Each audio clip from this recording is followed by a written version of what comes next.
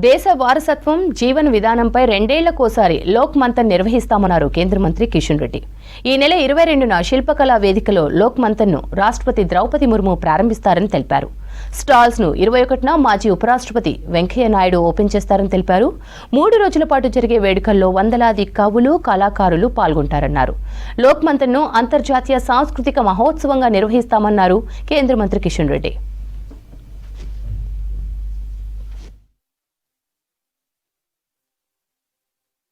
తెలంగాణలో ఉన్నటువంటి ప్రముఖులు కావచ్చు, భాగ్యనగరంలో ఉన్నటువంటి ప్రముఖులు కావచ్చు, వాళ్ళందరూ కూడా తమ తమ కుటుంబ సభ్యులతో, ముఖ్యంగా విద్యార్థులు, యూత్ను తీసుకొని తప్పకుండా రావాల్సిందిగా కోరుతా ఉన్నాను. మంచి అవకాశము.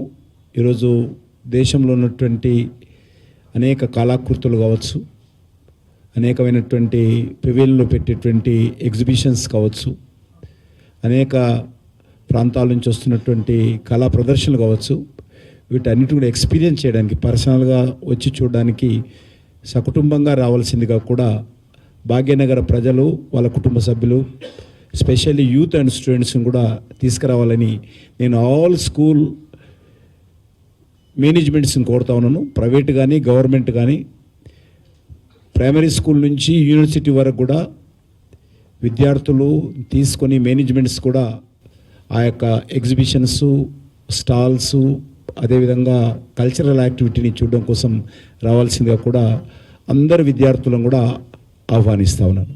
దానికి తప్పకుండా పేరెంట్స్ ప్రయత్నం చేయాలి. అదేవిధంగా స్కూల్స్ మేనేజ్మెంట్స్ కూడా ప్రయత్నం చేసి తీసుకురావాల్సిందిగా కోరుతూ ఉన్నాను.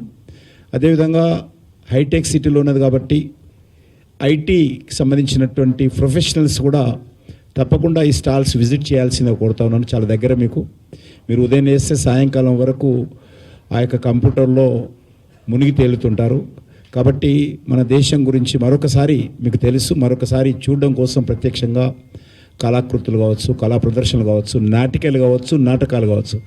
నాటికలు ఉన్నాయి, ఇందులో నాటకాలు కూడా ఉన్నాయి మన యొక్క సంస్కృతి పట్ల. కాబట్టి అవన్నీ కూడా చూడడానికి ఐటీకి సంబంధించినటువంటి చాలా పెద్ద ఎత్తున లక్షలాది మంది ఉన్నారు. కాబట్టి వాళ్ళు కూడా వచ్చి చూడాల్సిందిగా కూడా ఐటీ స్టూడెంట్స్ కూడా నేను ఆహ్వానిస్తా ఉన్నాను.